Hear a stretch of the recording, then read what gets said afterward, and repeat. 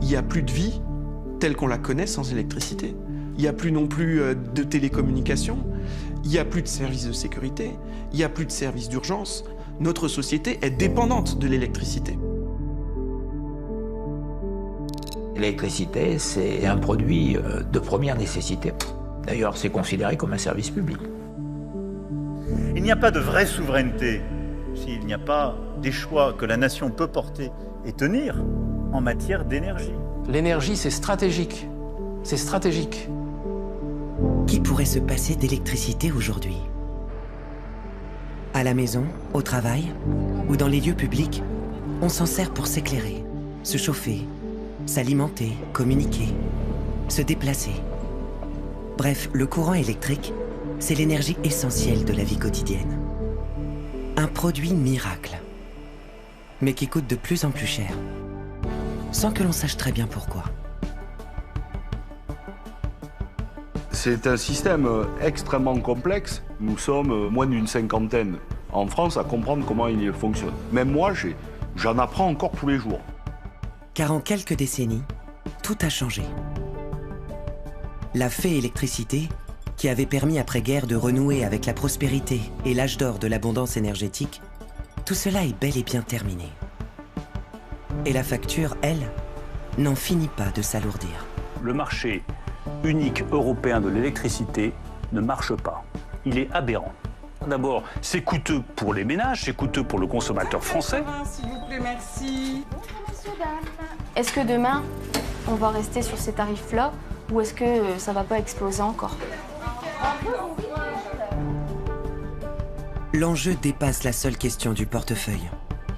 Car l'électricité est le carburant du monde tel que nous le connaissons. Une énergie vitale dont nous sommes tous aujourd'hui totalement dépendants.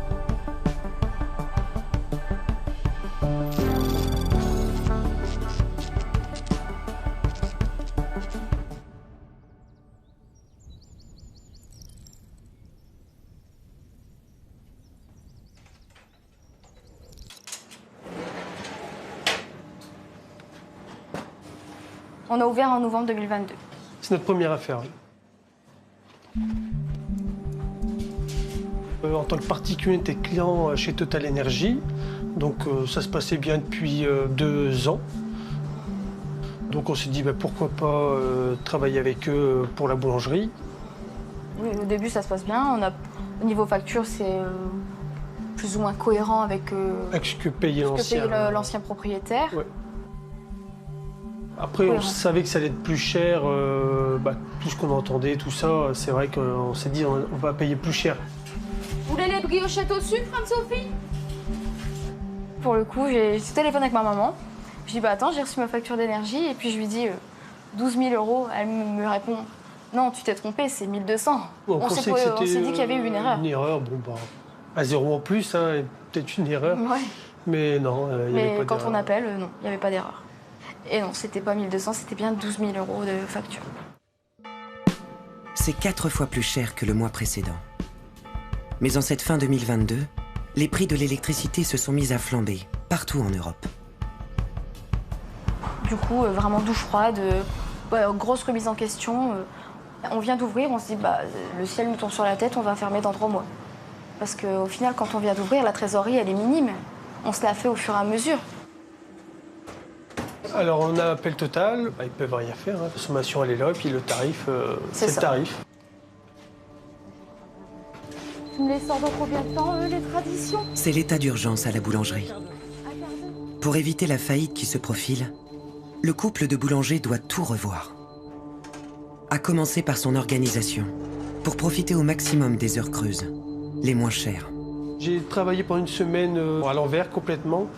Donc je commence à 22 h jusqu'à 6-7 h du matin pour vraiment travailler entièrement pour que tout tourne de nuit. La nuit. Mais c'est invivable. C'est ça, c'est qu'on travaille complètement en décalé. Du coup, on se voyait plus.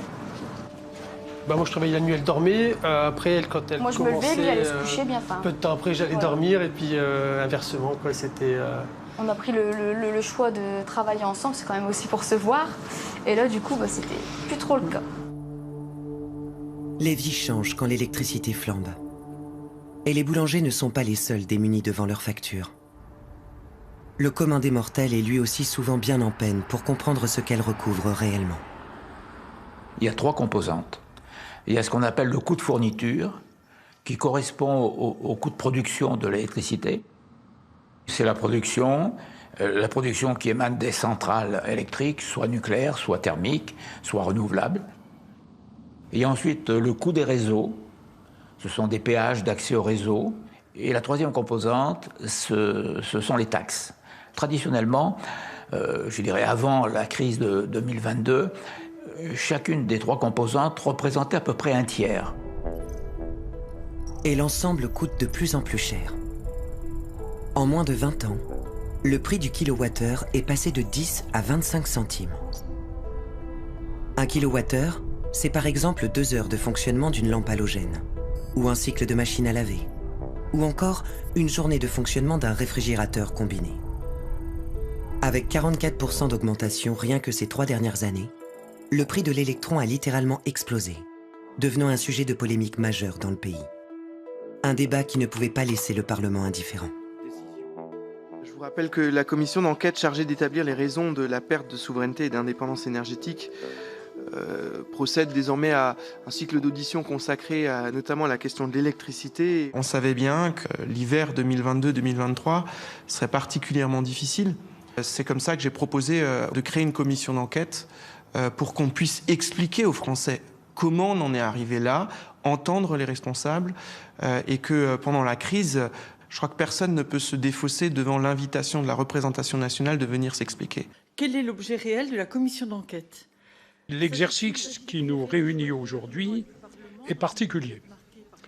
Je rajouterais aussi que je suis un patriote. Les choix énergétiques sont essentiels pour l'avenir de notre pays. C'est émouvant pour moi de revenir dans cette salle que j'ai bien connue, beaucoup plus jeune. Ce qui a marqué tout le monde, c'est qu'on a auditionné pour la première fois à l'Assemblée nationale des présidents de la République. C'est la première fois que des présidents de la République venaient s'expliquer devant l'Assemblée nationale après leur mandat. C'est que l'affaire est grave. L'idée que la France puisse manquer de courant est aussi angoissante qu'inédite. Dans un pays habitué depuis des années à bénéficier d'une électricité abondante et bon marché, grâce à une entreprise unique au monde. Une vieille dame de 80 ans. Électricité de France. EDF. Alors au sortir de la Seconde Guerre mondiale, en 1944-45, la France est un pays épuisé. Et il faut imaginer qu'au moment de la libération de Paris, c'est 1 à 2 heures d'électricité par jour. Donc c'est vraiment une situation extrêmement pénible. Pour reconstruire, pour moderniser, il va falloir beaucoup d'électricité. Mais qui va s'en charger? Alors au moment de la libération, la France a un gouvernement provisoire qui est dirigé par le général de Gaulle. Il y a un texte essentiel qui est la charte du Conseil national de la résistance, le CNR, et qui essaye d'imaginer une France nouvelle, une France moderne dans l'après-guerre. Et parmi les recommandations, il y a la nationalisation de l'électricité et du gaz. Car avant-guerre, l'électricité en France, c'était toute une série d'entreprises privées, plus ou moins importantes. Elles vendaient leurs électrons à des prix très différents d'un territoire à l'autre, mais jamais à des tarifs vraiment bon marché. Un homme va imposer la nationalisation. Il s'appelle Marcel Paul. Marcel Paul, ministre communiste, qui est le syndicaliste, secrétaire général des éclairages en 1937, militant, résistant, déporté à Buchenwald. Il fait partie donc des gouvernements d'après-guerre. Et il décide de dire, pour reconstruire la France, il faut nationaliser les 1300 entreprises gazières et électriques. Pourquoi? Parce qu'il y avait un besoin électrique pour reconstruire la France, pour la réindustrialiser.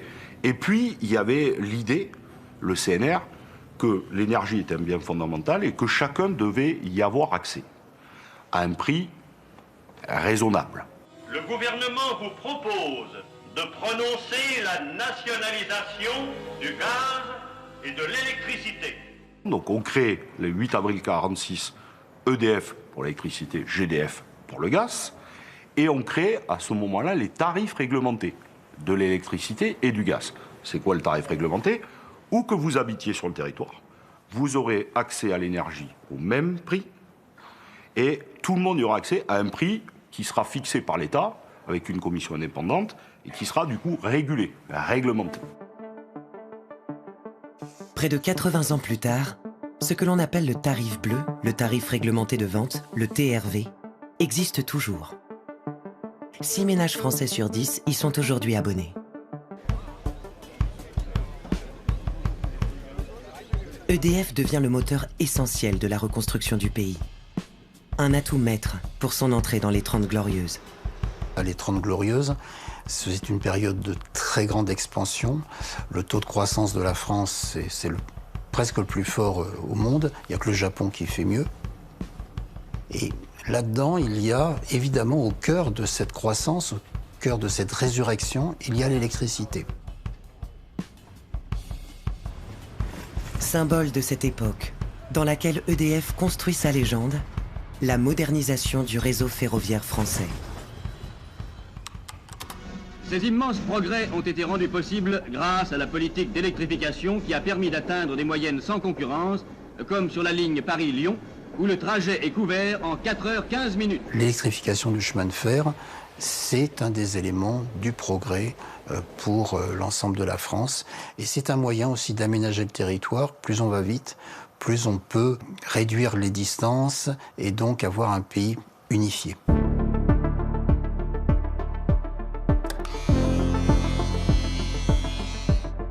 Petit à petit, les Français comprennent que pour vivre d'une façon moderne et avec un certain confort, eh bien, il faut posséder un certain niveau de consommation d'électricité. C'est le miracle de la fée électricité. Le totem d'une époque pas si lointaine, où l'on célébrait l'électron comme une divinité des temps modernes. On palpe le fond des océans par l'électricité. On interpelle le ciel. On envoie un message à la Lune et on reçoit son écho. Mais une telle envolée lyrique passe sous silence la difficulté majeure de l'électricité. Elle ne se stocke quasiment pas. Et dès qu'elle est produite, elle doit être consommée. Sinon, le réseau disjoncte. Transporter l'électricité, cela nécessite donc un vrai travail d'équilibriste.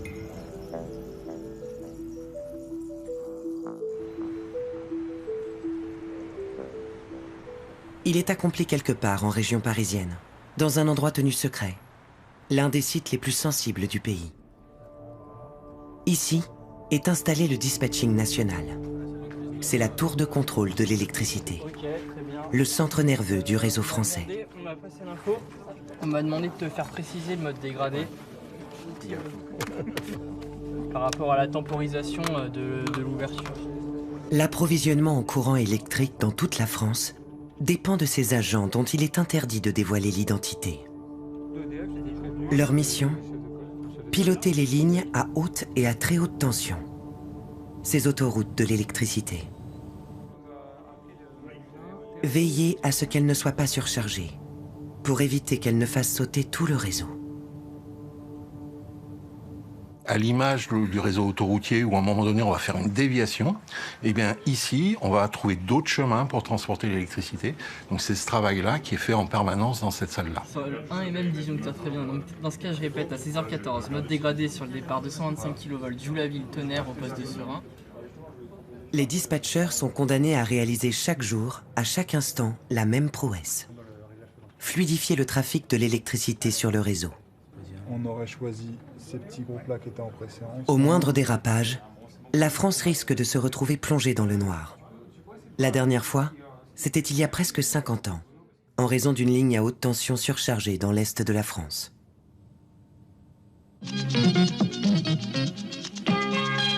Bonsoir à tous. 8h27 ce matin, la majeure partie de la France connaissait la plus importante panne d'électricité de son histoire. Dans les grandes villes, les rames de métro s'arrêtent. Les passagers évacuent les stations. À Paris, on ferme les grilles de la RATP. Les feux tricolores ne fonctionnent plus. et d'importants embouteillages bloquent le centre des villes. Les chauffages ne fonctionnent plus. À Ussel, un chirurgien termine une opération avec une lampe de poche. Cette panne géante est la plus longue qu'ait jamais connue la France. Déjà, on était dans un contexte fondamentalement différent de celui d'aujourd'hui. On n'avait pas du tout le même réseau, on n'avait pas du tout les mêmes niveaux d'interconnexion, on n'avait pas du tout les mêmes moyens de production. Depuis 1978, on n'a jamais plus connu de défaillance de ce type, alors même que le réseau français est particulièrement sensible.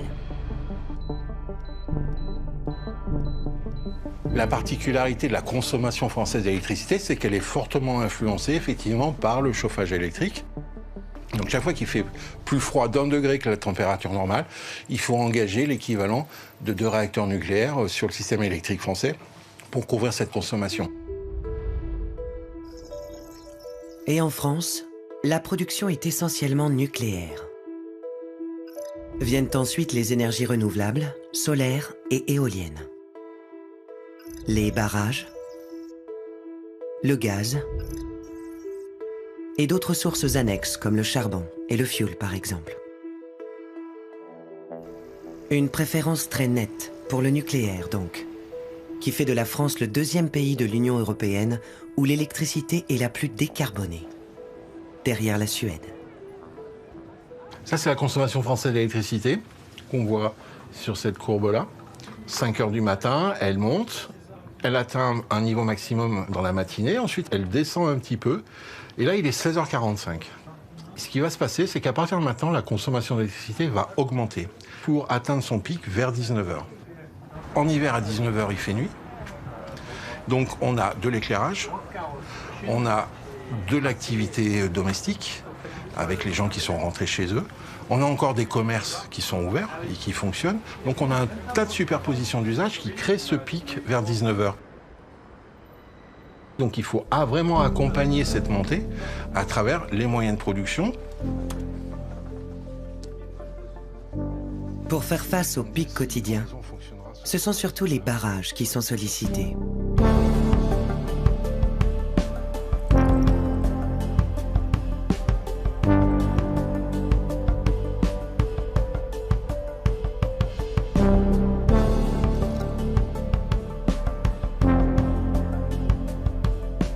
Ici, on est vraiment sur des centrales d'altitude. Donc, c'est des centrales qui vont être sollicitées essentiellement en période hivernale et essentiellement sur des périodes de pointe. Les particularités des ouvrages de production d'altitude, c'est qu'ils sont mobilisables en quelques minutes et on va pouvoir mettre une énergie relativement conséquente sur le réseau, essentiellement en fin de journée, quand tout le monde va rentrer à la maison. Effectivement, on va mettre le chauffage ou la lumière en route à 18 ou 19 heures. Donc c'est vraiment des moments clés pour le réseau énergétique où il va falloir assurer l'équilibre de la production et de la consommation. Les barrages sont cruciaux pour le réseau électrique, parce qu'ils sont facilement pilotables. Ce sont des réserves qui produisent du courant à la demande, comme des batteries géantes. Du moins, tant qu'il y a de l'eau. La question de la sécheresse, elle est centrale dans la production d'hydroélectricité. La particularité de l'hydroélectricité, c'est que d'une année sur l'autre, on n'est pas en capacité de connaître les réserves qu'on aura à disposition. Et je pense que ça va être un des enjeux des années à venir, c'est effectivement la gestion de la ressource de l'eau.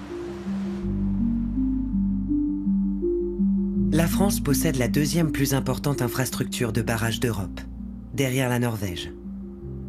Parce que sa géographie s'y prête, et que dès la fin de la guerre, la France, trop pauvre en charbon, avait tout misé sur ses lacs et ses rivières de montagne.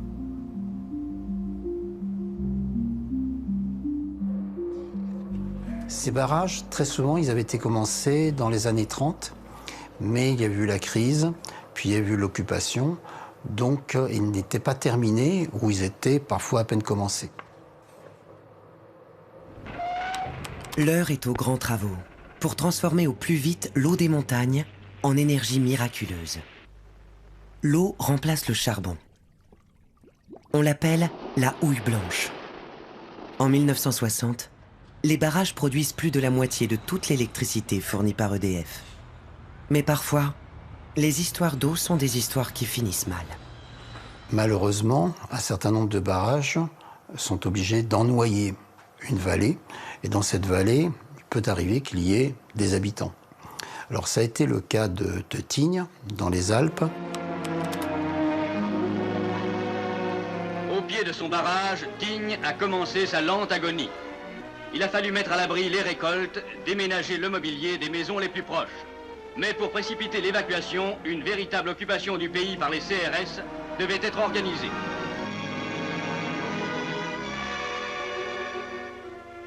Pendant ce temps, un bulldozer dégageait la route du cimetière, précédant les équipes de fossoyeurs chargées du transfert des morts. Et au pied même de l'imposant ouvrage de béton qui barre la vallée de l'Isère, les eaux ont commencé à monter, formant un petit lac qui n'arrêtera pas de s'étendre jusqu'à ce que le village soit englouti par 160 mètres de fond. Désormais, Tignes est rayé de la carte de France. C'était quand même triste, dans une France qui est encore une France assez largement rurale, de voir un village noyé. C'est le discours du président de la République, Vincent Auriol, à l'époque. Il dit ça nous crève le cœur, mais l'intérêt général et puis la beauté de ces barrages, ça doit prévaloir. Les barrages, on avait appelé ça les cathédrales des temps modernes. Il y a aussi la fierté de dire maintenant on va reconstruire une France plus forte, plus moderne, plus belle. Des constructions monumentales, des prouesses d'ingénieurs et un cadre naturel grandiose. Les barrages refaçonnent le territoire. À l'époque, bien sûr, personne ne s'attarde sur le bouleversement des écosystèmes aquatiques et sur les impacts néfastes sur la faune et la flore. Ces barrages, c'est une image extrêmement puissante de domination de la nature, d'énergie pour tous, et cette transformation de l'eau en électricité qui est quand même quelque chose d'assez étonnant.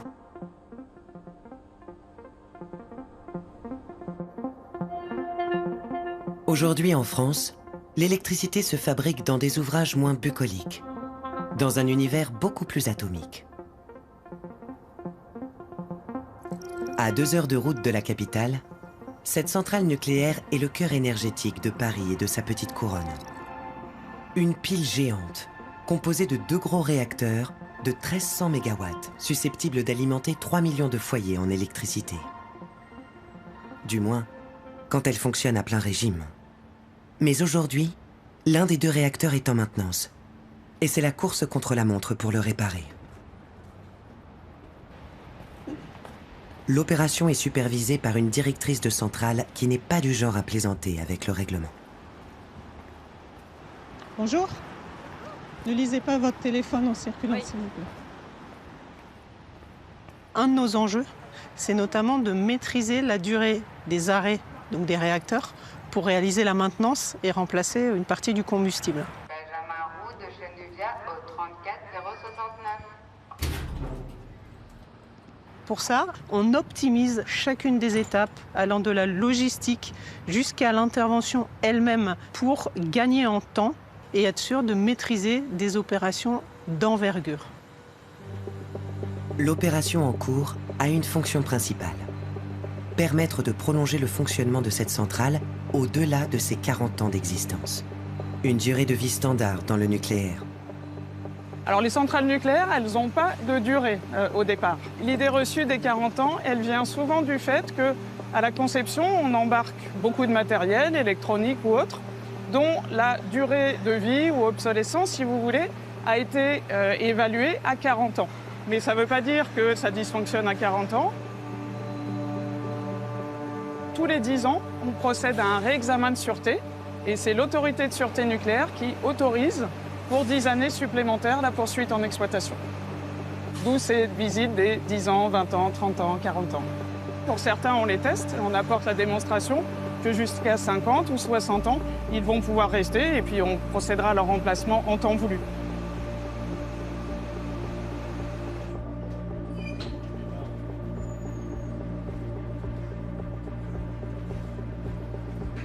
Bon, dis-moi comment ça se passe. Ça va, ça va. On est un peu occupé là, avec le T2 sur l'ULS. À l'examen, Les scientifiques estiment effectivement que le parc nucléaire français peut allonger sa durée de vie jusqu'à 60 ans. C'est un enjeu crucial pour EDF. Dans les décennies qui viennent, viendra un temps où il faudra absorber la fermeture, sur un temps court, de l'essentiel du parc nucléaire. À ce moment-là, EDF perdra des recettes, puisque les réacteurs ne généreront plus d'électricité. Et donc, la perspective d'EDF, c'est de repousser à tout prix cette échéance. La France est le pays au monde qui dépend le plus du nucléaire pour son approvisionnement en électricité. Ce qui fait que son énergie électrique est l'une des plus décarbonées de la planète. Cette passion pour l'atome avait pourtant démarré timidement. En 1963, à Chinon, avec une première centrale conçue alors comme une simple usine pilote. Dans les années 60, la position d'EDF, c'était il faut avoir un pied dans le nucléaire, parce que le nucléaire a de l'avenir, mais à l'époque, le prix du pétrole était très bas. Et donc, il faut se rappeler qu'à l'époque, les centrales électriques, c'était des centrales au fioul. Alors, ce qui a été le déclic de l'accélération du programme électronucléaire, c'est bien sûr la crise du pétrole, le choc pétrolier, le premier choc de 73-74. Hier, les pays arabes du Golfe avaient décidé une augmentation du brut de 17%, mais plus que l'augmentation du prix, c'est la manière qui est significative. Désormais, on ne discute plus, les pays arabes entendent imposer leurs lois et faire le marché. La décision d'hier à cet égard marque la fin d'une époque. La France est touchée par l'augmentation du baril de pétrole qui quadruple en très peu de temps. Qu'est-ce que peut faire la France? Les mines de charbon, on les ferme. À l'hydroélectricité, on a utilisé les principaux sites qui étaient possibles. Qu'est-ce qui reste? À ce moment-là, il reste le nucléaire. Nous venons de prendre aujourd'hui une décision extrêmement importante. C'est de lancer, en 1974 et 1975, 13 centrales nucléaires nouvelles. À l'époque, on construisait entre 4 et 6 réacteurs par an. Aujourd'hui, on rêve. Parce que si on arrive à en construire par paire de 2 en quelques années, on est content. Mais à l'époque, on avait, la capacité industrielle de le faire. Le kilowattheure coûte alors la modique somme de 2 centimes d'euros d'aujourd'hui. Mais les Français sont mitigés à l'idée de voir le pays se couvrir de nouvelles centrales. Une centrale nucléaire, c'est de l'embauche, des emplois et des retombées pour les communes qui sont des retombées financières très importantes. Les gens qui sont proches d'une centrale sont plutôt pour. Quand on s'éloigne, ils seraient plutôt contre. Le nucléaire, c'était crainte parce qu'on ne sait pas très bien comment ça fonctionne, parce que le nucléaire, la première fois qu'on a entendu parler, c'était du côté d'Hiroshima et de Nagasaki. Donc l'image est dangereuse. Pour EDF, il est donc impératif de travailler l'opinion. L'objectif, dédramatiser l'atome à tout prix. Vous n'avez pas bientôt fini avec votre fichue perceuse? Ma fichue perceuse électrique. Électrique, oui, monsieur. Électrique ou pas, me casse les oreilles. On pourrait même dire nucléaire. Ma fichue perceuse nucléaire. Alors il a fini l'autre crétin avec sa perceuse électrique? Nucléaire, pas électrique. Aujourd'hui, 75% de l'électricité est nucléaire. Pour amortir son nouveau parc nucléaire au début des années 80, et dans le difficile contexte du deuxième choc pétrolier, EDF vend maintenant le kilowattheure plus cher, entre 10 et 12 centimes. C'est le prix à payer pour disposer de l'électricité en quantité. Plus qu'il n'en faut même. On a été tellement performants à l'époque du plan Messmer qu'on a construit énormément de centrales nucléaires très vite et qu'on s'est retrouvé dans une situation où on avait trop d'électricité. Et comme on avait trop d'électricité, on a arrêté de construire des centrales nucléaires. Ensuite, on s'est enfermé dans ce débat nucléaire, pas nucléaire, en oubliant un petit peu à quoi sert l'électricité. Il n'est plus question de commander de nouvelles centrales à EDF, plutôt d'en fermer. La France entre dans une sorte d'hiver nucléaire.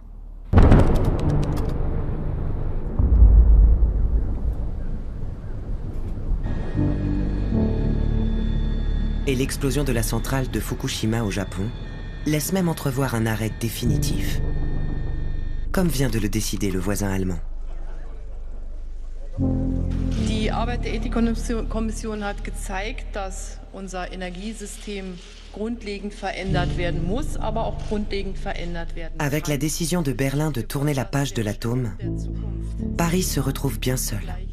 Verlässlich und wirtschaftlich ist.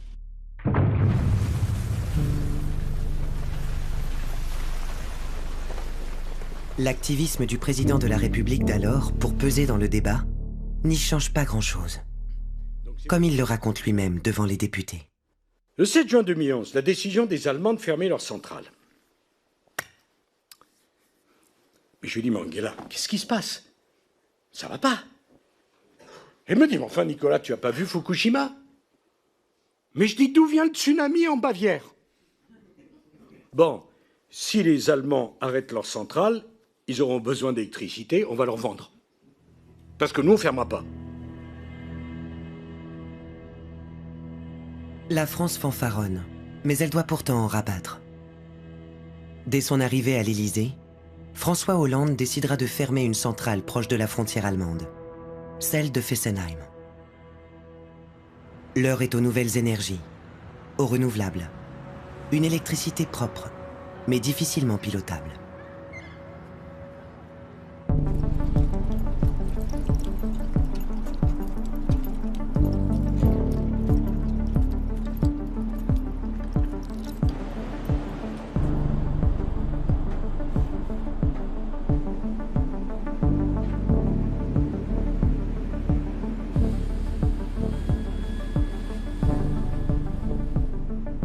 Actuellement, on a 3 bateaux en opération. Donc... Et là, on est en train de suivre le Plymouth. Donc, c'est ce qu'on entend. C'est qu'il y a quelqu'un sur la turbine et il est en train de faire le check radio. Actuellement, on a 4 personnes sur Delta 2. On a 3 sur Golf 8, 3 sur Charlie 6 et le transfert en cours sur Bravo 1. Hier, il y a eu beaucoup de vent. Aujourd'hui, c'est un peu le calme après la tempête. On produit à peu près à 10% de la capacité maximale. Donc c'est une bonne journée pour faire de la maintenance. Donc on est en train de finir le travail qu'il y a sur certaines éoliennes pour pouvoir avoir le parc entièrement en fonctionnement en hiver, parce que le plus gros de notre production est en hiver. Le parc EDF de Saint-Nazaire est le premier du genre en France. Il a été inauguré en 2022. Il va produire de l'électricité pour 700 000 personnes. Donc on a 80 éoliennes. Cette électricité, elle va passer par des câbles sous-marins pour rejoindre une sous-station en mer. Ensuite, on a 2 câbles qui vont partir et emmener cette électricité à terre. La France cherche à combler son retard dans la course aux renouvelables par rapport à ses voisins, notamment ceux de l'Europe du Nord, partis plus tôt. Et à limer les moyens grâce à une nouvelle taxe sur l'électricité, créée au début des années 2000. Un prélèvement de plus sur les factures qui explique en grande partie l'augmentation du tarif dans ces années-là.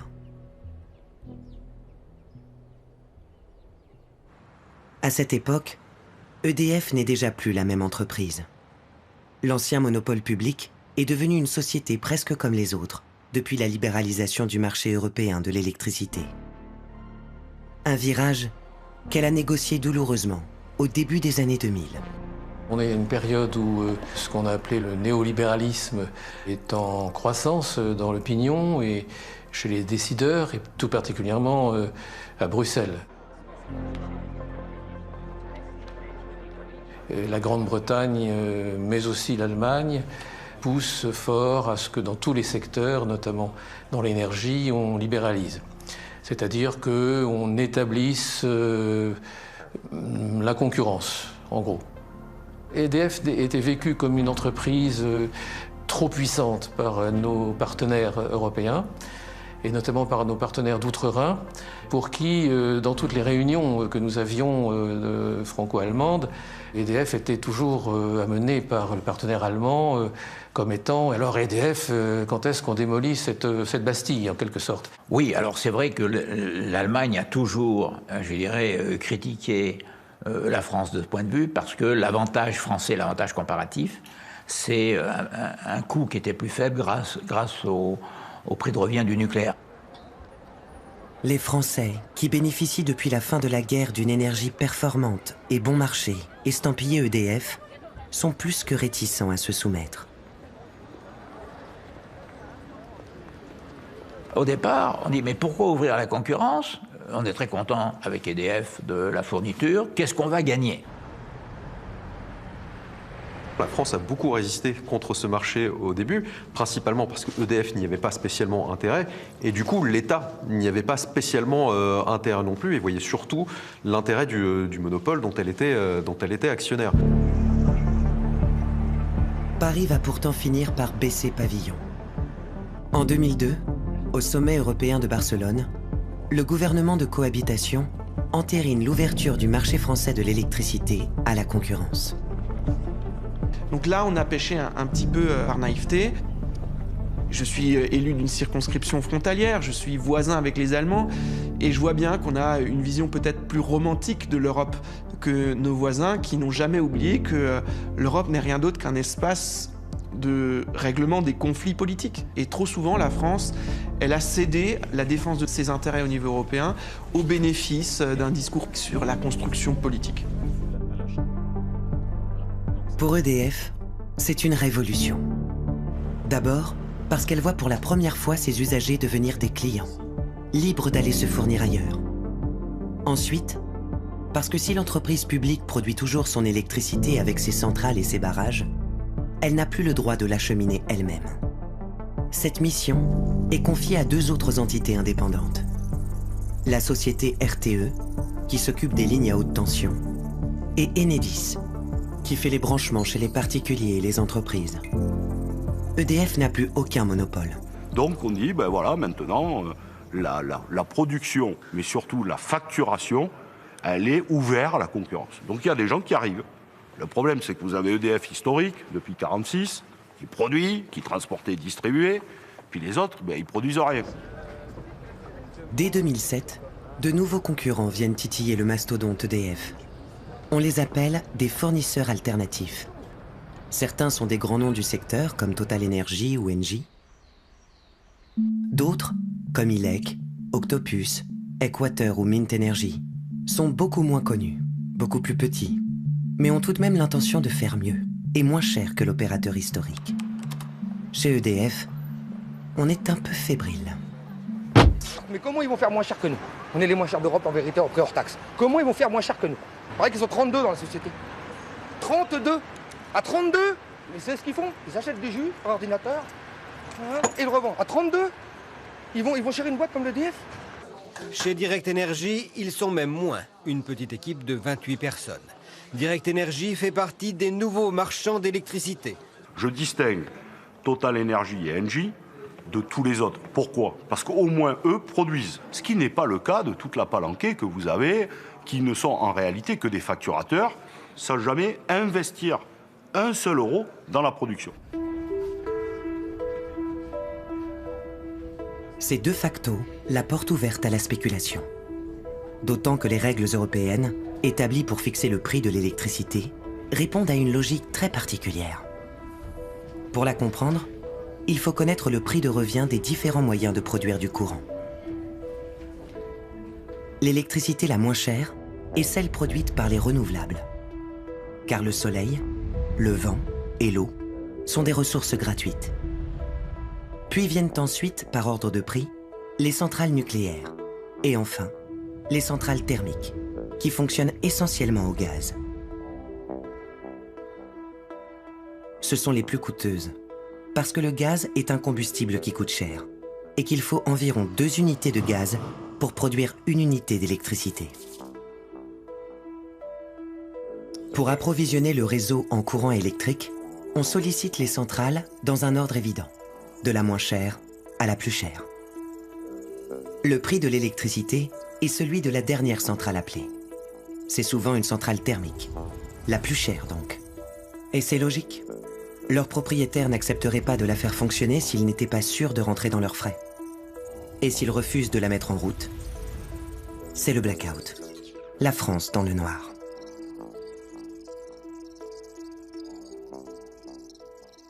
Donc les centrales thermiques, elles jouent un rôle, par exemple, très modeste en France dans la production d'électricité, mais elles jouent un rôle très important dans la fixation du prix de l'électricité.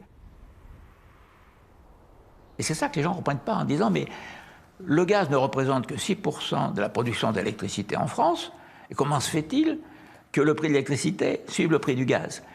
C'est vrai parce que tant qu'on aura besoin des centrales à gaz, eh bien, les centrales à gaz feront le prix. En 2007, au coup d'envoi de la libéralisation du marché, le kilowattheure au tarif bleu ne coûte que 11 centimes. Mais Bruxelles est agacée. La concurrence en France attire encore trop peu de clients. 2007, 2010, il y a un problème. EDF est encore prédominant. La concurrence, ça ne marche pas. Ça ne va pas assez vite. EDF ne perd pas assez de parts de marché. Alors, qu'est-ce qu'on fait? Et là, des grands cerveaux, des énarques, décident, ils inventent un truc. Ce truc a été conçu en 2010 par une commission spécialement nommée par le gouvernement français pour calmer ses partenaires européens. L'aéropage de Sage, composé non pas seulement d'énarques, mais également de politiques et d'économistes, a une mission. Trouver un moyen de renforcer la concurrence en France. En clair, avantager les fournisseurs alternatifs au détriment de l'ancien monopole EDF, qui résiste encore trop bien. Moi, j'étais un des membres de cette commission. Et les concurrents d'EDF ont dit, mais nous, on ne peut pas construire du nucléaire, de toute façon, c'est pas réaliste, donc on ne peut pas concurrencer EDF. Donc, les concurrents d'EDF ont fait pression pour qu'on mette en place le principe suivant. EDF va autoriser les concurrents à acheter du nucléaire historique sur la base du prix de revient de ce nucléaire historique, pas sur la base du prix du marché. C'est ce qu'on appelle l'accès régulé à l'énergie nucléaire historique. Une invention 100% française donc, plus connue sous son acronyme de ARENH. Derrière ce sigle, un mécanisme inédit. Il oblige EDF, qui produit du nucléaire bon marché, à en vendre une partie à prix coûtant à ses propres concurrents, lesquels la revendront ensuite plus cher à leurs clients pour réaliser un bénéfice. Cet arrangement, écrit sous la dictée des nouveaux concurrents d'EDF et validé par le gouvernement, défie toutes les règles connues de l'économie de marché. Vous voyez bien la dinguerie. C'est comme si on obligeait Renault à vendre à ses concurrents un quart de sa production de Twingo pour qu'eux-mêmes vendent des Twingo moins chers que Renault. Tout le monde dirait, mais c'est pas possible. Pourquoi comment? Dès le départ, le sénateur est préoccupé. Mais à l'époque, il prêche dans le désert. Bon, tout le monde me dit, mais qu'est-ce que tu racontes? Ce système fonctionne très bien. Bon, ben ça permet à la concurrence de vivre. Bon, à cette époque-là, ça avait fait beaucoup rire Madame Elisabeth Borne, qui était à l'époque ministre de la Transition écologique, où j'ai demandé la suppression de l'ARENH. Je vais vous raconter une histoire pour détendre l'atmosphère, et ça sera ma dernière prise de parole. Alors, vous savez quoi? Ben, c'est un pâtissier, il vend les meilleurs gâteaux au chocolat. Il en vend 400 par jour. Et il vend plein d'autres choses, mais les gâteaux au chocolat. Ça lui coûte 8,50 € et il le vend au tarif de 10 €. Et il appelle ça le tarif réglementé du gâteau au chocolat. Et puis un jour, il y a 5 requins qui arrivent et ils lui disent, ben, nous, on va vendre aussi des gâteaux, mais on va prendre un fonds de commerce, mais on va pas acheter le four, ni le chocolat, ni la levure, ni les œufs. Tu vas nous vendre les gâteaux. Tu vas nous en donner 100 sur tes 400, au prix de 8,50 €. Voilà, ce que ça te coûte, et nous on les vendra entre 10 et 11 €. Voilà. Mais comme tout le monde a besoin des gâteaux au chocolat, quoi qu'il arrive, quand tu auras vendu tes 300 gâteaux au chocolat à 10 €, peut-être qu'ils viendront chercher les 100 autres entre 10,50 € et 11. Et bien voilà, et bien aujourd'hui c'est ça l'ARENH. Vous remplacez le pâtissier par EDF, les consommateurs par les usagers de l'électricité, et les requins, ça reste les requins, c'est les acteurs de l'alternative. Comme les requins de l'histoire, la plupart des concurrents d'EDF ne possèdent pratiquement aucune installation, aucun champ éolien, aucune centrale photovoltaïque. La commission qui a inventé l'ARENH n'a pas jugé bon de les forcer à investir pour devenir de vrais producteurs d'électricité. Or, la question est apparue dans le débat, est-ce qu'il faut conditionner l'obtention d'ARENH à la preuve qu'on investit? Bon, la réponse assez rapidement était non. C'était difficile de conditionner parce qu'il suffisait de montrer l'intention d'investir. Enfin, le système aurait pu être détourné, c'était un peu complexe. C'était plutôt une erreur, en réalité. De celles qui vont bientôt se payer cash. En attendant, concurrencée par des entreprises rivales qu'elle subventionne elle-même, EDF connaît des jours sombres. Le principe même de l'Arenh est une hérésie. Il a permis d'enrichir certains investisseurs qui ne se sont pas donné le mal d'entreprendre. Il a pénalisé EDF dans son développement. Or, EDF, c'est l'entreprise de tous les Français, donc c'est tous les Français qui ont été pénalisés par l'Arenh. Les règles de la concurrence pénalisent aussi les fidèles abonnés au fameux tarif bleu d'EDF. L'électricité bon marché, issue du nucléaire, représente 65% de l'électricité produite en France. Mais les clients d'EDF n'ont le droit d'en bénéficier qu'à hauteur de 50%. Pas plus que ce que les fournisseurs alternatifs peuvent intégrer dans leurs propres tarifs. Ça choque certains en disant bah alors à quoi ça sert puisqu'on a le nucléaire, mais on ne peut pas en profiter autant qu'on voudrait. C'est le nouveau paysage électrique après l'ouverture à la concurrence. Et tout va bien. Au moins jusqu'au début de l'année 2022. Mais tout d'un coup, tout se dérègle. Il est 6h20, l'Europe se réunit en sommet pour répondre à la flambée des prix de l'énergie. Les prix qui ont explosé ces derniers mois et les Français qui sont... Combien va coûter l'électricité dans un contexte inflationniste et politique où la question du pouvoir d'achat... Les entreprises font face à la hausse des coûts de l'énergie. Bref, la crise énergétique vient d'éclater. C'est la conjonction de 3 facteurs. Le premier facteur, c'est l'envolée du prix du gaz qui avait commencé à monter fin 2021 parce qu'il y a une forte demande en Chine de gaz, donc le prix du gaz commençait à monter. La sortie post-Covid a créé une tension sur tous les marchés de matières premières, donc l'électricité, gaz, mais l'essence, les matières premières alimentaires, une sorte de congestion un peu sur les marchés qui ont commencé à faire croître les prix. En plus, certains acteurs étrangers, par exemple la Russie, ont quelque peu manipulé le marché du gaz, histoire de, à ce moment-là, bien installer la crise du secteur de l'énergie. Et au mois de septembre 2021, le prix a triplé.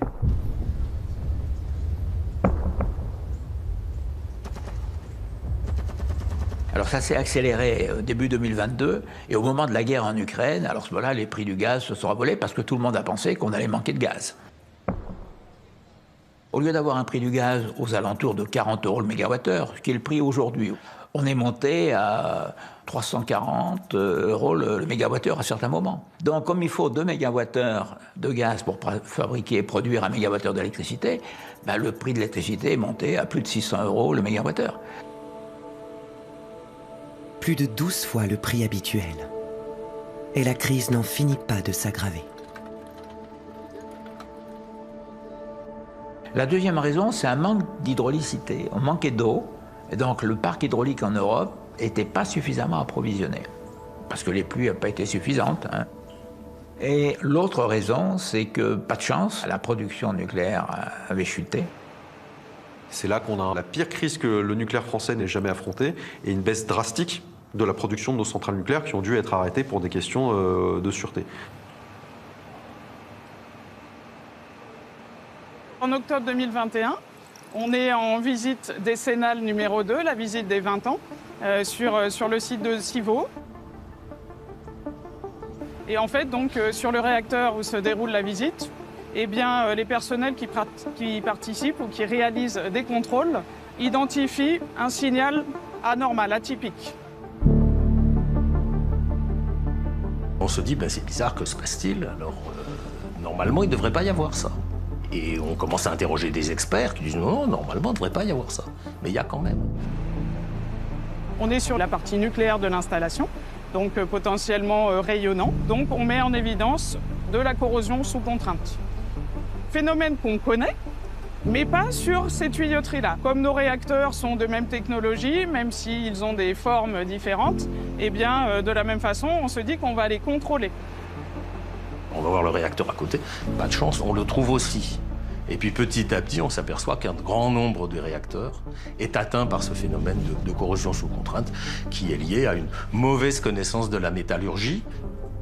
On a considéré qu'on pouvait continuer à produire, mais qu'il fallait quand même corriger le problème le plus vite possible, d'où des à-coups dans la production à un moment qui était difficile. Il faut arrêter la moitié du parc nucléaire français. Du jamais vu. Le problème de corrosion provient du talon d'Achille des centrales françaises. Des soudures défectueuses. Il faut les reprendre.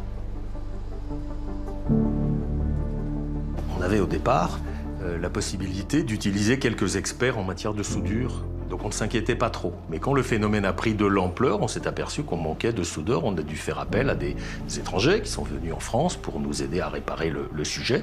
Et honnêtement, on aurait eu plus de soudeurs en France, on aurait été un petit peu plus vite, il n'y a aucun doute. Depuis, des leçons ont commencé à être tirées. EDF est ainsi devenu partenaire de cette école de haut niveau, unique en France, pour y former ses futurs soudeurs de précision. La filière nucléaire estime ses besoins à 1500 nouveaux profils de ce genre lors des 10 prochaines années.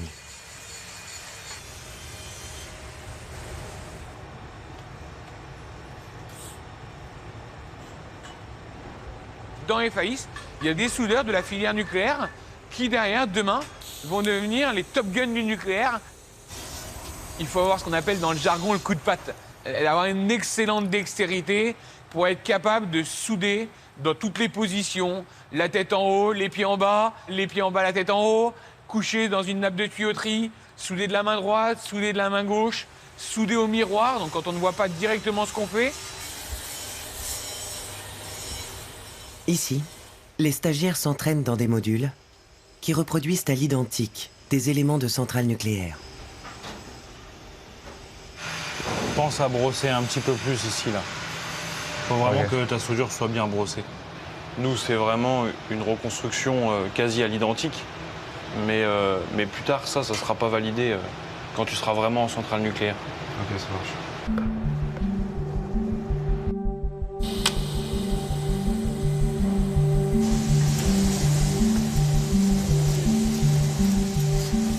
Là, on va vraiment se focaliser sur le geste métier.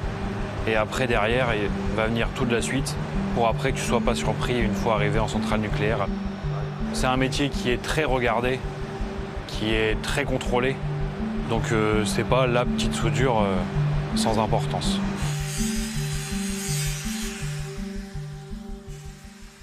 Il y a 2 ans, avec les pannes en série dans les centrales et le manque d'ouvriers spécialisés pour y faire face, la France a frôlé la pénurie, ce qui a contribué à alourdir la facture d'électricité.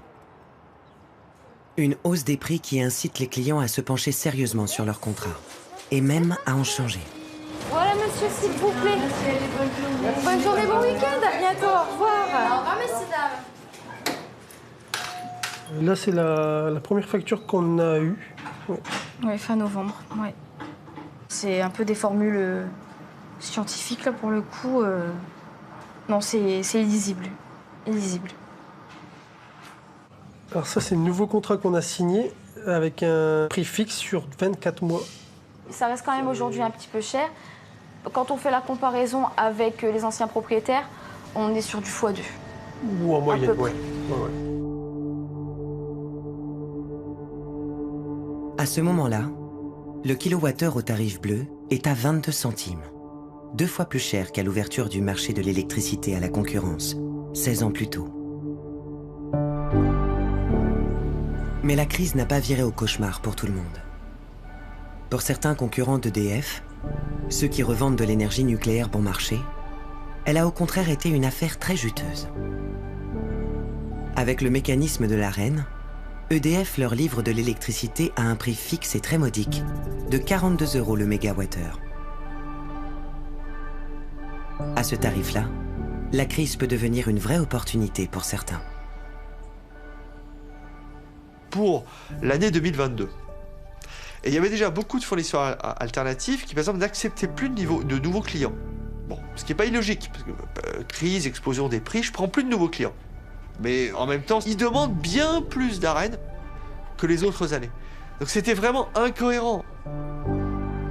Demander plus d'électricité alors que l'on a moins de clients à servir? Incohérent ou au contraire très malin? Car sur le marché libre, toutes les acrobaties sont possibles. Vous achetez de l'énergie à 42 €, et plutôt que de fournir vos clients, vous dites, ah ben non, je vais la revendre sur le marché, puisque je peux acheter à 42 € un quart de la production nucléaire à EDF, et puis après, je peux aller la revendre 300, 500, 1000 € le mégawattheure sur les marchés. Ben, c'est ce qui s'est passé. Le sénateur Fabien Gay a été le premier à s'intéresser aux pratiques controversées de certains concurrents d'EDF. Il a bénéficié de confidences d'informateurs très bien renseignés. Il y a des traders qui m'ont dit, écoutez, monsieur Gay, sous couvert d'anonymat, en plein été, voilà ce qui est en train de se passer sur le marché. Même moi, je suis plus d'accord avec ça. On est en train de faire de l'argent avec la misère humaine. Par exemple, ce concurrent donc, a acheté de l'Arène au prix de 42 € et l'a revendu sur le marché à 365 € le lendemain. Donc, vous voyez bien, hein, la culbute, entre 365 € et 42 €. À qui? À EDF, qui lui n'avait plus assez d'énergie. Bon, l'affaire, il a fait 8 millions d'euros en 24 heures. C'est un système complètement aberrant. C'est ce type de tour de passe-passe qui est reproché à la société Home Energy. Un exemple, parmi la quarantaine de fournisseurs alternatifs d'électricité opérant en France. Si vous prenez le cas de Home, ils ont déclaré un bénéfice de plus de 50 millions, je crois 57 millions d'euros, ce qui évidemment est totalement exceptionnel pour un fournisseur comme ça. Et j'ai envie de dire, un fournisseur alternatif, quand il gagne 1 à 3 millions, c'est une très très belle année pour un fournisseur de cette taille. Donc là, 57 millions, qu'est-ce qui se passe? Pour tirer l'affaire au clair, l'Association nationale de défense des consommateurs s'est constituée en lanceuse d'alerte auprès du gendarme de l'énergie. C'est la première fois qu'un fournisseur alternatif est accusé d'avoir profité de la crise, même si l'autorité de contrôle du secteur travaille sur d'autres cas similaires. La séance qui se tient aujourd'hui est sensible.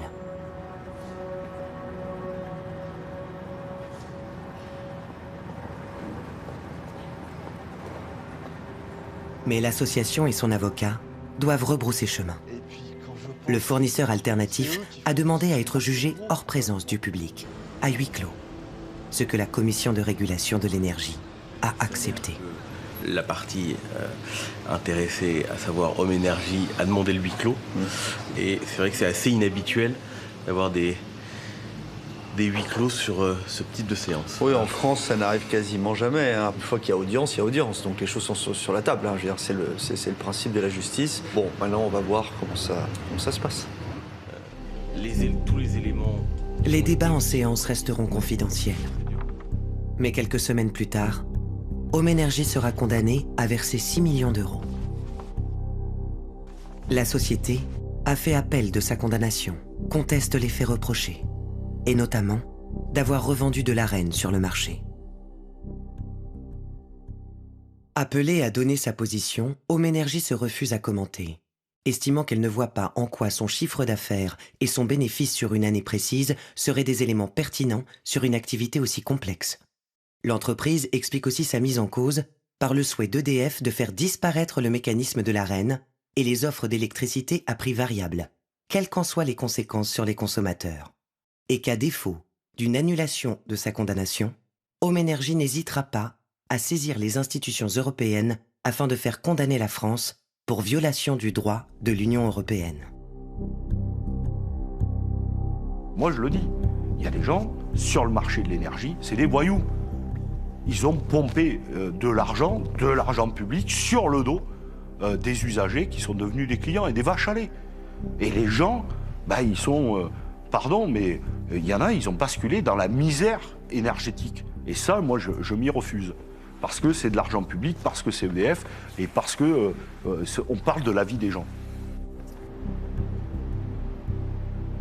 En réalité, la libéralisation du marché européen de l'électricité paraît très mal adaptée au cas de la France. Il y avait plein d'autres pays qui n'avaient pas un grand système nucléaire centralisé comme chez nous.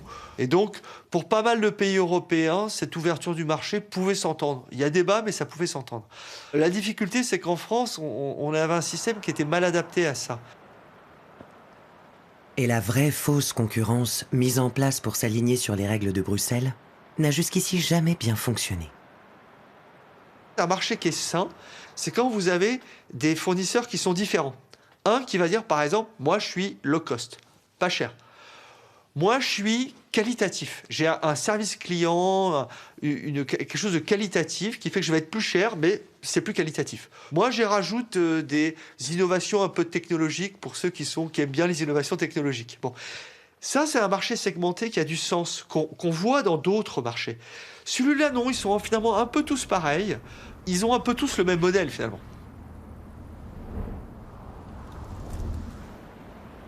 Est-ce que ce marché est parfait? La réponse est vraiment non. Mais attention à ne pas jeter le bébé avec l'eau du bain. Ce que permet ce marché de l'électricité, c'est d'optimiser tout le réseau électrique européen comme un seul réseau électrique. Donc un État ne peut pas décider à un moment de couper une interconnexion parce que ça lui profiterait ou non. Donc ça permet de fluidifier et d'optimiser les interconnexions. Si on a pu traverser l'hiver 2022 en pleine crise, quand notre système de production s'est effondré, c'est grâce à la solidarité européenne. Et sans la solidarité européenne, on n'avait plus d'électricité pour tenir notre système productif et pour tenir le confort quotidien des Français. La France est interconnectée aujourd'hui à 6 pays, donc l'Espagne, le Royaume-Uni, la Belgique, l'Allemagne, la Suisse et l'Italie. La France exporte de l'électricité de manière importante. Nous exportons actuellement en flux commercial 7674 MW. C'est de l'ordre de 7 à 8 réacteurs nucléaires que nous exportons. En 2024, les ventes d'électricité à l'étranger ont ainsi rapporté 5 milliards d'euros au pays. Un record historique. Cette manne est l'une des raisons pour laquelle la France n'est pas pressée de sortir du marché européen. Certains disent, ceux qui veulent sortir du marché, disent que ça n'exclut pas qu'on puisse maintenir des interconnexions et je dirais un marché aux frontières. Mais si vous sortez, les pays limitrophes n'ont aucune raison de vous acheter massivement ou de vous vendre massivement. Les règles européennes ont aussi des contraintes. Comme celles qui pèsent sur ce qui avait fait l'excellence française au sortir de la guerre. Ces barrages hydroélectriques. Ils sont dans le collimateur de Bruxelles depuis 10 ans déjà.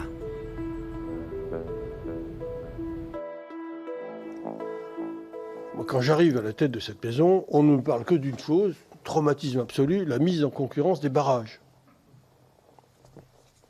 Formidable idée. La Commission dit à EDF et à l'État depuis quelques années, comment se fait-il que vous n'avez pas organisé d'appel d'offres? Et donc il y a une situation de blocage, et ce point est aujourd'hui un point qui n'a pas trouvé de solution.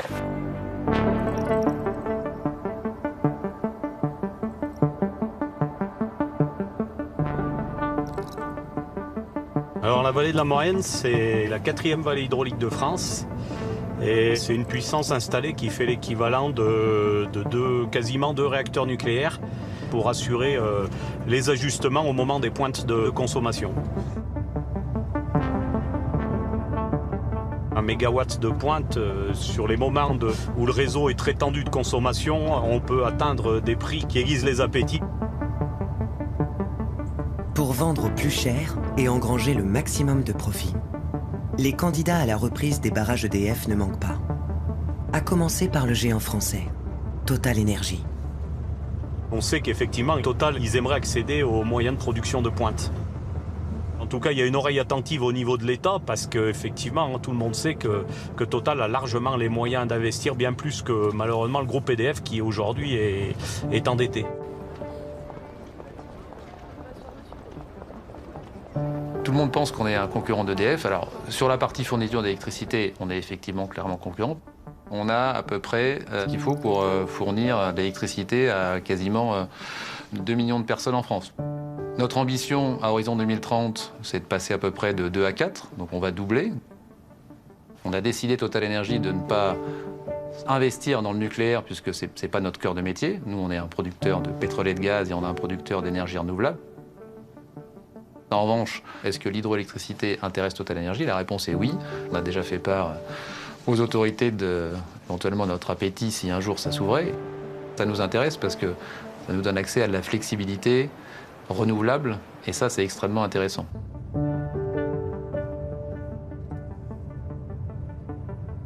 On connaît Total et on connaît son mode de fonctionnement. Aujourd'hui, si Total investit 10, c'est pour récupérer non pas 100 mais 1000.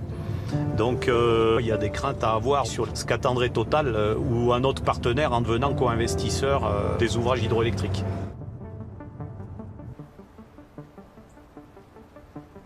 Et puis les barrages ne sont pas de simples usines à produire de l'électricité. Ils constituent également une pièce maîtresse dans les multiples usages de l'eau.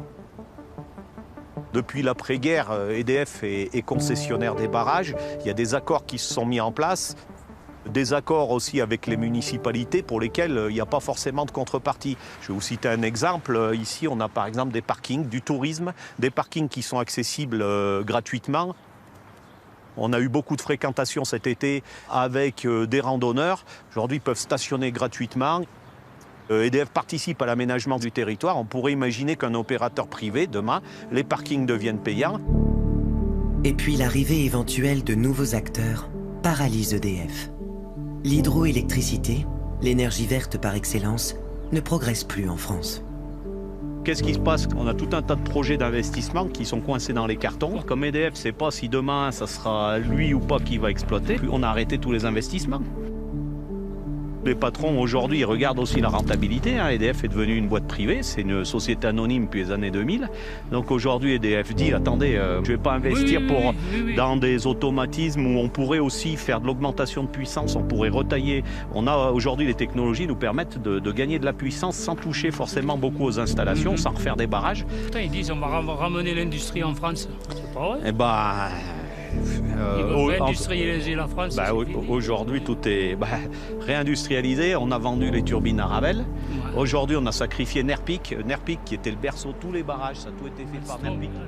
Pour le moment, le dialogue entre Paris et Bruxelles est au point mort. Tout le monde commence à perdre patience. Bon, à un moment donné, il va falloir taper sur la table. Il faut qu'on soit capable de dire, écoutez, on est d'accord sur beaucoup de choses, mais les concessions hydroélectriques, c'est de l'ordre de la souveraineté, c'est de l'ordre du sensible, c'est exercé par l'entreprise détenue par l'État qui s'appelle EDF. On maintient le statu quo, ça marche, c'est performant, c'est pas cher. Voilà. Il est hors de question que la France se prive de ses barrages. La France doit dire à l'Europe, niet. Bon.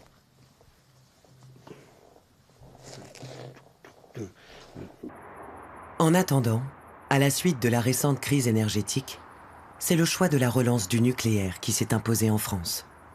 Au nom de la souveraineté nationale et de la protection du climat, mais en laissant de côté l'épineuse question du traitement des déchets générés par cette énergie, pas aussi propre que cela. Ce que nous avons à bâtir aujourd'hui, c'est la renaissance du nucléaire français. Au programme, la construction prévue d'au moins 6 nouveaux réacteurs nucléaires. Des centrales de nouvelle génération sur le modèle de Flamanville, qui a difficilement vu le jour fin 2024, avec 12 ans de retard et un coût multiplié par 6 par rapport aux prévisions. Ces nouveaux travaux d'Hercule sont toujours présentés comme incontournables. Si c'est pas le nucléaire, qu'est-ce qu'on a? Le pétrole, on est ultra dépendant, on n'a pas de pétrole en France. Le gaz, on est ultra dépendant, on n'a pas de gaz en France. Les énergies renouvelables, on est ultra dépendant. On n'a pas les matières premières qui permettent de construire les panneaux solaires ou les turbines éoliennes en France. On est toujours dépendant. Donc on choisit l'élément le moins risqué.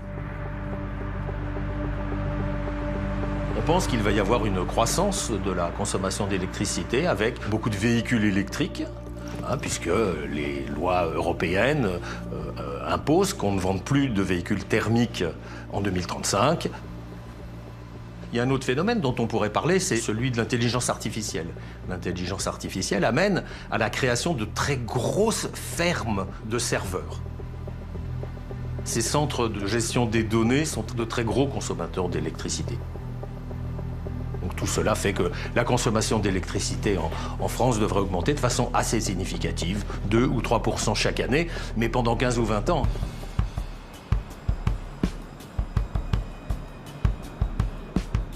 Cette doctrine du toujours plus d'électricité, chère à EDF, ne s'est pourtant pas vérifiée ces dernières années, comme ne manquent pas de le souligner les opposants au nucléaire.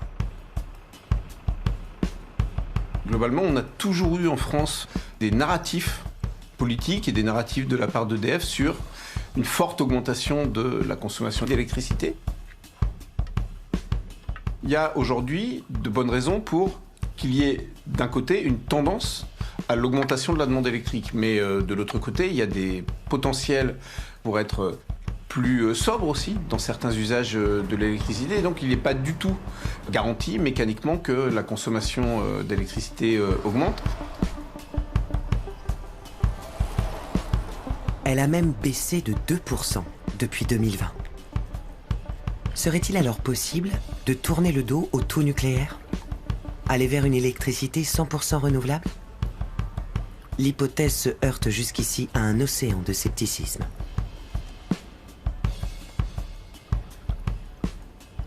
Le 100% renouvelable, c'est possible parce que ce n'est pas impossible. Mais simplement, c'est à des coûts tellement élevés que toute l'électricité qu'on sait générer quand il y a du vent ou du soleil, il faut en stocker des montagnes extraordinairement coûteuses, peut-être à la limite de ce qui est faisable si on veut vivre entièrement là-dessus.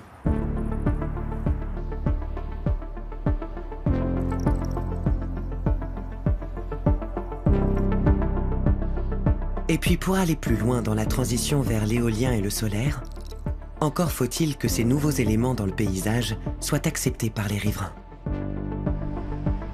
Au parc éolien de Saint-Nazaire, c'est la mission de Charlotte Sugliani, la très officielle responsable du consentement d'EDF dans la région. C'est pas beau, vous dites? Oui. Bon, bah après, tous les goûts sont dans la nature. Hein, exactement. Maintenant, est-ce que vous savez pourquoi elles sont là, les éoliennes? Mon métier consiste à échanger avec les habitants, les élus, les pêcheurs, les plaisanciers, les associations environnementales locales, pour les informer sur le projet et également adapter le projet pour qu'il se déroule en bonne intelligence. Les gens du coin, ils râlent pas pour autant à la construction de ces éoliennes, parce que ça gâche le paysage et tout ça. Alors, il y a effectivement des... Vous avez des réticences un peu quand même dans le domaine? Oui, on a des questions, des inquiétudes qui sont soulevées sur l'impact environnemental du parc. Mais les personnes terminent leur phrase en disant « Oui, mais la souveraineté dans la production d'électricité, on dit oui aussi. » Si ça ne dégrade pas la faune marine, si et si, donc voilà, c'est bien. Voilà, on voit le réchauffement climatique, c'est concret dans nos vies, les canicules, les incendies. On a vu les prix de l'énergie exploser avec la guerre en Ukraine. Donc effectivement, on préférait qu'elles ne soient pas là, les éoliennes, mais il faut savoir ce qu'on veut. Voilà, ça c'est ce qu'on entend de plus en plus.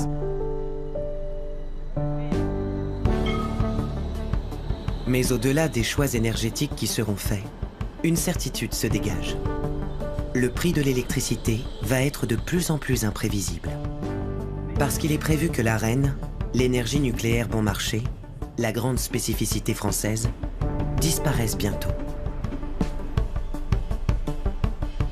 Le système qu'on a aujourd'hui de nucléaire régulé sur les factures de consommateurs s'arrête fin 2025. Qu'est-ce qui va succéder à ça? On s'oriente vers une solution complètement au marché. C'est-à-dire qu'il n'y aura plus de nucléaire régulé pour personne. Le prix qui sera payé, ce sera le prix de marché. Et pour avoir un prix de marché de l'électricité bas, il faut produire plus d'électricité bas carbone. Et ça, avant 2035, ça ne pourra venir que des énergies renouvelables, puisqu'on n'aura pas de nouveau nucléaire avant 2035-2037. Ensuite, il faudra aussi payer la note des nouvelles centrales nucléaires à construire. Une centaine de milliards d'euros sur 20 ans. Il y a aussi le coût des réseaux. Parce qu'il faut développer des interconnexions avec le reste de l'Europe, moderniser le réseau. Donc vous avez 250 milliards d'ici 2040. Et c'est le consommateur qui va payer. En France, le montant de la facture d'électricité était jusqu'ici en dessous de la moyenne européenne. Elle va fatalement s'en rapprocher lors des 10 prochaines années. Jamais le mot sobriété n'a aussi bien résonné avec celui d'électricité. Quand vous êtes un particulier aujourd'hui, Si vous voulez payer moins cher votre électricité, la première chose, c'est de toute façon d'arriver à faire des économies, c'est-à-dire être raisonnable sur le chauffage, couvrir pour la cuisson. L'efficacité de l'électroménager, votre frigo qui consomme moins, les bâtiments qu'on va isoler. Ne pas chercher à exploiter ces potentiels de réduction de consommation, en fait, c'est se tirer une balle dans le pied par rapport à nos objectifs d'indépendance énergétique, par rapport à nos objectifs climatiques et par rapport aux objectifs de maîtrise des prix et des factures d'électricité en France et par extension en Europe. Car il ne faut pas se méprendre sur la récente baisse de la facture en France, la première depuis 2018. Ce recul des prix est sans doute temporaire. Mais à l'heure où la transition climatique devient une urgence vitale, au moment où toute l'énergie se doit d'être la plus décarbonée possible, notre très chère électricité n'a jamais été une énergie aussi précieuse. Quoi qu'elle nous coûte.